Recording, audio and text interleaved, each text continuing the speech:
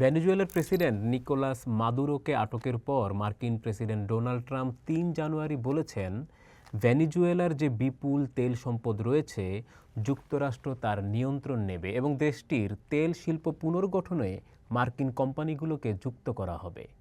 অনেক সমালোচক বলছেন মাদুরো আসলে টার্গেট নয়, ট্রাম্পের চোখ আসলে ভেনেজুয়েলার ওই তেলের খনির দিকে।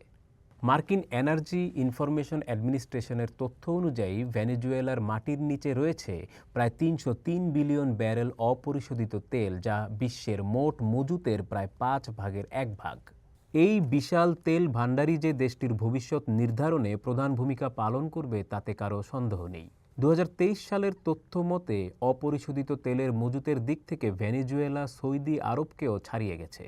যেখানে ভেনেজুয়েলার রয়েছে ৩০৩ বিলিয়ন ব্যারেল তেল, সৌদি আরবের আছে ২৬৭ বিলিয়ন ব্যারেল।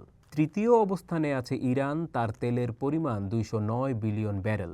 তারপর যথাক্রমে ইরাকের ১৪৫ বিলিয়ন, সংযুক্ত আরব আমিরাতের ১১৩, কুয়েতের ১০২, রাশিয়ার ৮০, লিবিয়া ও যুক্তরাষ্ট্রের ৪৮, নাইজেরিয়ার ৩৮, কাজাখস্তানের ৩০ এবং ২৮ বিলিয়ন ব্যারেল তেল নিয়ে চীন রয়েছে ১০ম অবস্থানে। তবে ভেনেজুয়েলার কাছে পৃথিবীর সবচেয়ে বেশি তেল মজুদ থাকলেও উৎপাদন অনেক কম।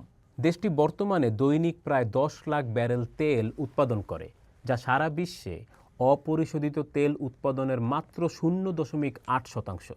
২০১৩ সালে মাদুরো ক্ষমতায় আসার আগে উৎপাদন বর্তমান উৎপাদনের দ্বিগুণেরও বেশি ছিল। দেশটি সমাজতান্ত্রিক হওয়ার আগে দৈনিক উৎপাদন ছিল ৩৫ লাখ ব্যারেল। এখন উৎপাদন সে তুলনায় ১/৩ কম। ২০১৩ থেকে ২০২০ সালের মধ্যে তেল উৎপাদন ৭৫%-এরও বেশি কমে যায়। এরপর ধীরে ধীরে উৎপাদন কিছুটা বেড়েছে। ২০২০ সালে দৈনিক গড় উৎপাদন ছিল ৫৬৯ মিলিয়ন ব্যারেল, ২০২১-এ ৬৩৬ মিলিয়ন, ২০২২-এ ৭১৬ মিলিয়ন, ২০২৩-এ ৭৮৩ মিলিয়ন এবং ২০২৪-এ ৯২১ মিলিয়ন ব্যারেল। ভেনেজুয়েলার তেল কারা কেনে?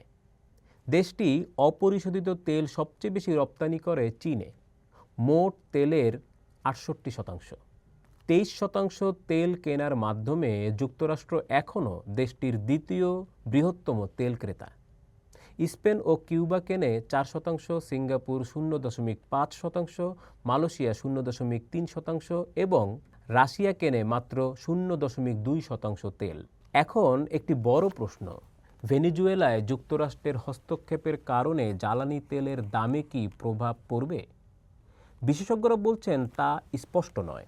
ওয়াশিংটন ডিসি ভিত্তিক পরামর্শক প্রতিষ্ঠান র্যাপিডান এনার্জি গ্রুপের প্রেসিডেন্ট বব ম্যাকনেলি মার্কিন গণমাধ্যম সিএনএনকে বলেছেন, যতক্ষণ না ব্যাপক সামাজিক অস্থিরতার লক্ষণ দেখা যাচ্ছে এবং পরিস্থিতি জটিল হয়ে উঠছে, ততক্ষণ এই ঘটনা তেলের দামের ওপর খুব একটা প্রভাব ফেলবে না।